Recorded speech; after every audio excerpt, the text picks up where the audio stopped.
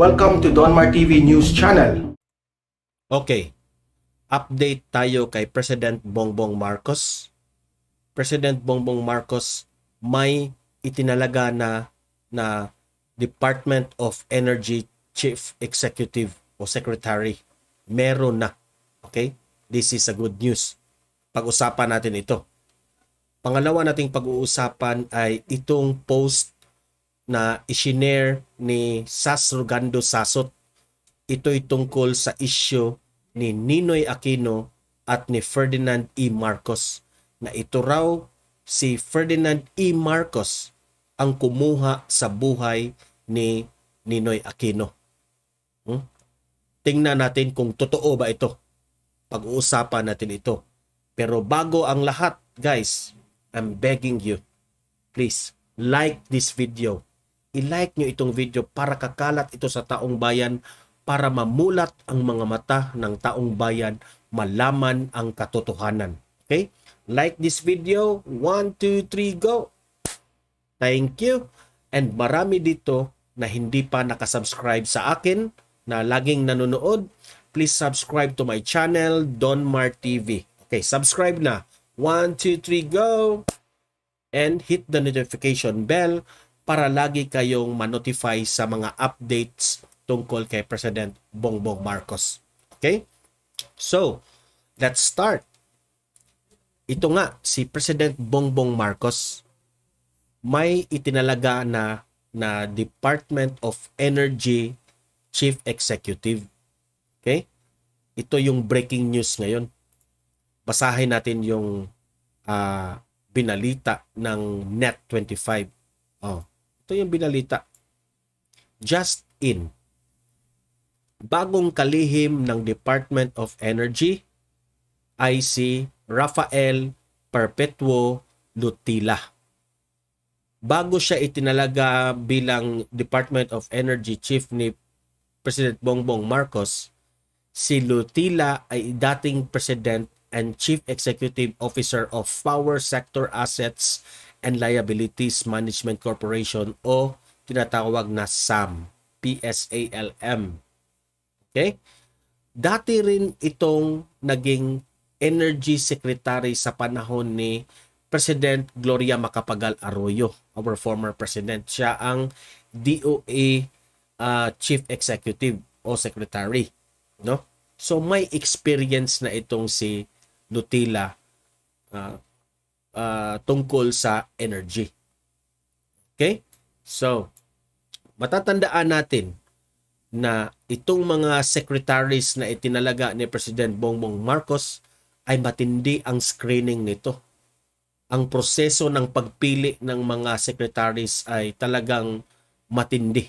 Okay? Especially dito sa Department of Energy, Department of Science and Technology, at Department of Health. Itong mga importanteng mga departamento. They undergo screening. Talagang mahigpit na screening. Butas ng karayong, yan ang sabi ni Attorney Trixie. Okay? So, para sa akin naman, I have a full trust of President Bongbong Marcos when it comes to this. Sa usapin ng kuryente, energy, na talagang sa panahon ni President Bongbong Marcos ay bababa na yung singil ng kuryente. I have a full trust, no? Especially nung usaping nuclear power plant at saka yung other source of energy, no?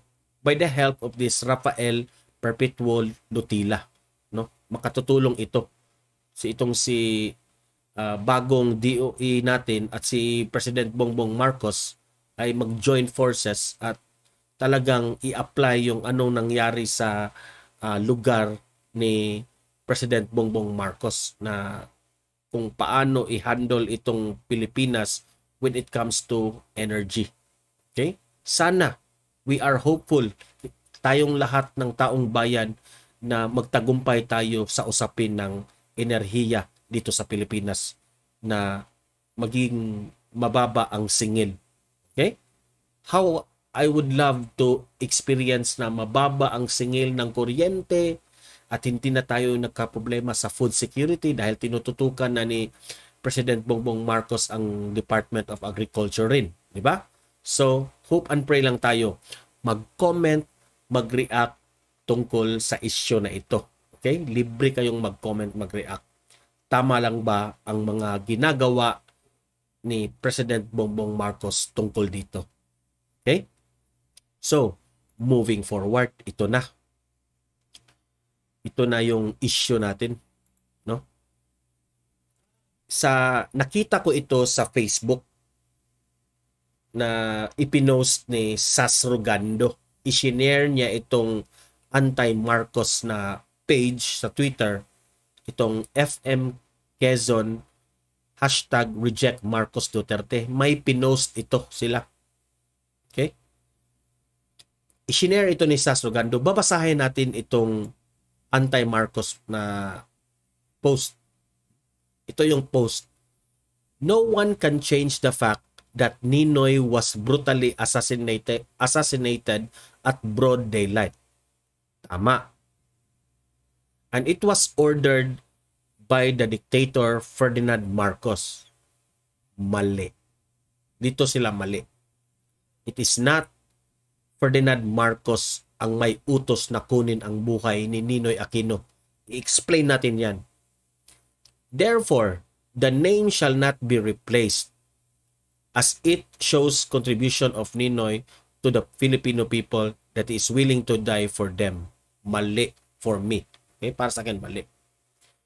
Dahil ba sa sinabi ni dahil ba sa sinabi ni Ninoy Aquino na he is willing to die for the Filipino people, ay isa na siyang hero para sa atin?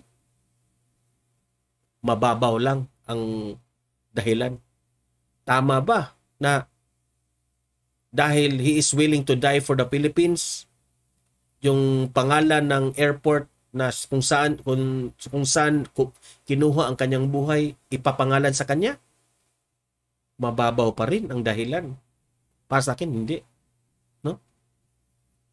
Pero, bakit ko nasabing mali ito na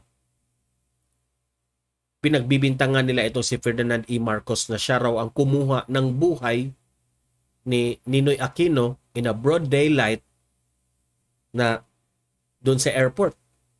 Papatunayan ko sa inyo. No? Itong post ni Sas Rogando ang makapagsabi, makapagtumpak na tumpak ang post ni Sas Rogando na maling-mali talaga itong pinagbibintangan nila itong si Ferdinand E. Marcos. Okay? Ipapakita ko sa inyo. Ito yung post ni Sas Rogando. Ito yung komentaryo niya tungkol dyan sa post na mga dilawan. Ito yung post ni Sas Rogando. It is a fact that Ninoy was sentenced to die by firing squad. Tama. It is a fact that Ferdinand E. Marcos allowed Ninoy Aquino to go to the US for heart surgery. Imelda facilitated that. Why would Ferdinand E. Marcos assassinate Ninoy in a broad daylight when he could have just let Ninoy die in jail of a heart failure? Tama. Ano yan? Papagamot niya muna si Ninoy tapos assassinate? Titanga rin si Ferdinand E. Marcos.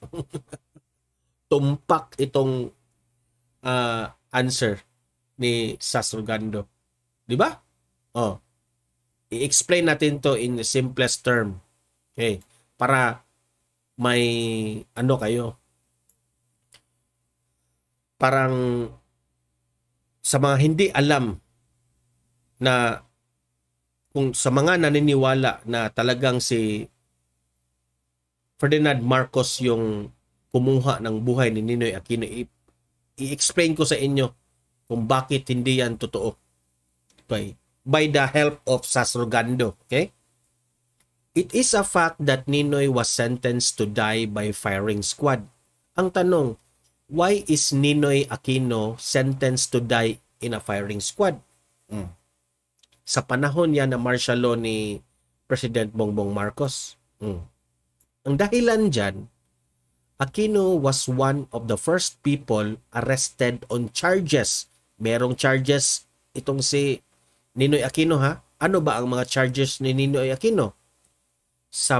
Subversion, illegal possession of firearms. Okay, may ebidensya silang may illegal possession of firearms itong si Ninoy. At murder o kumuha ng buhay. Grabe ang kasalanan ni Ninoy. Prosecutors charged that he was a ranking member of the Communist Party of helping finance rebels. May finance pa siya sa mga rebelde at subversives and organizing violent anti-government demonstration. Mga kaguluhan sa Pilipinas, siya ang may gawa at may katunayan yan. May mga ebidensya at na-prosecute siya. Natalo siya sa kaso. Kaya, he was sentenced to die by a firing squad. Ngunit, dahil sa kabaitan ng mga Marcoses, it is a fact na during sa kulungan ni Ninoy Aquino, may karamdaman ito, may sakit itong si Ninoy Aquino. Yung kanyang heart, kailangan ng surgery ang kanyang heart. Dahil sa kabaitan ng mga Marcoses, inalaw itong si Ninoy Aquino na magpagamot doon sa US o sa Amerika.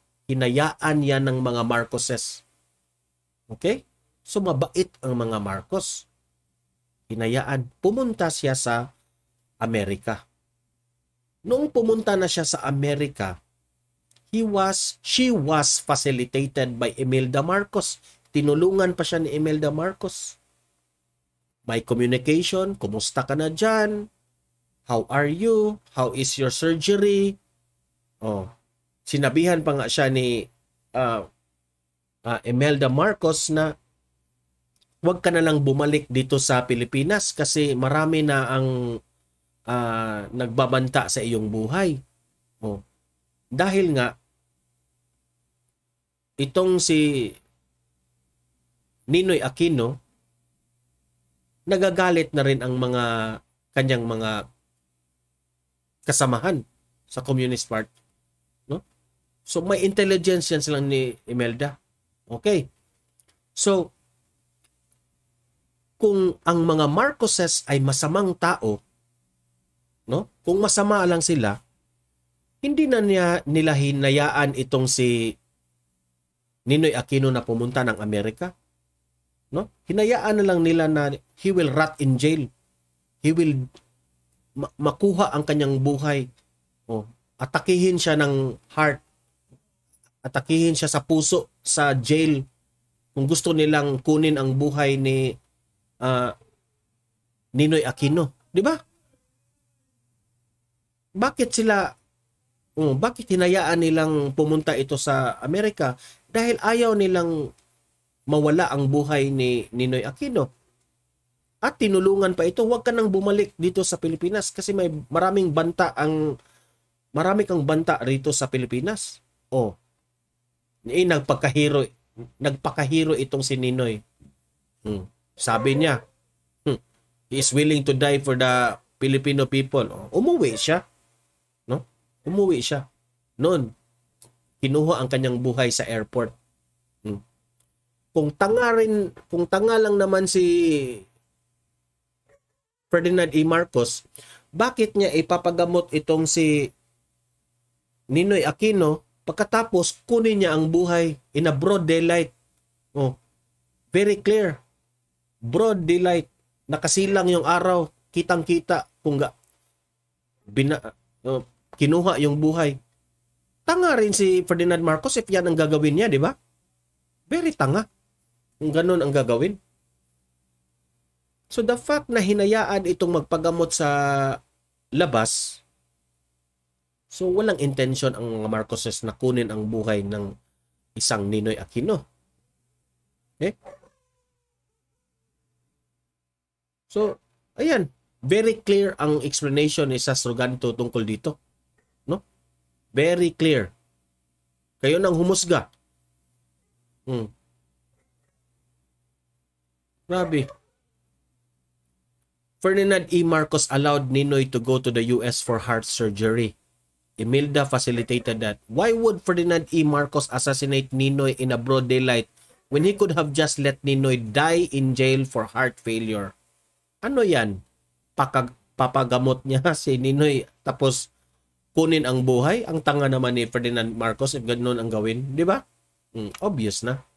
Mag-comment, mag-react tungkol dito. Very clear. Okay? So, guys, i-like nyo ito, i-share nyo ito para kakalat ito sa taong bayan para mamulak ang mga mata ng mga dilawan, mga pinklawan. Okay? I-share nyo ito, i-like. 1, 2, 3, go!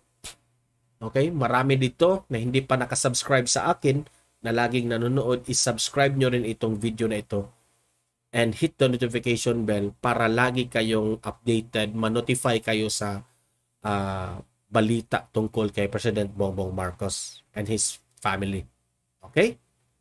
So, patuloy nating ipaglaban itong si President Bongbong Marcos, former President Rodrigo Roa Duterte, our Vice President Inday Sara Duterte, at mahalin natin ang Pilipinas.